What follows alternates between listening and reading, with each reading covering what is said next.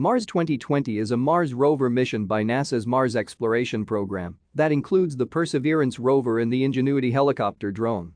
It was launched on 30 July 2020 at 11:50 UTC and will touch down in Jezero crater on Mars on 18 February 2021. Perseverance will investigate an astrobiologically relevant ancient environment on Mars and investigate its surface geological processes and history, including the assessment of its past habitability, the possibility of past life on Mars, and the potential for preservation of biosignatures within accessible geological materials.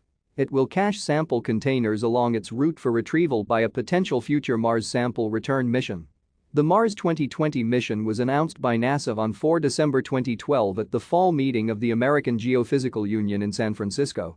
The Perseverance rover's design is derived from the Curiosity rover and will use many components already fabricated and tested, new scientific instruments and a core drill.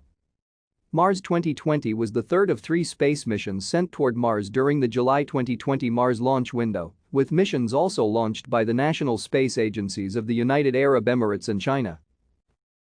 Thank you for watching. Like and subscribe if you would like to view more of our videos.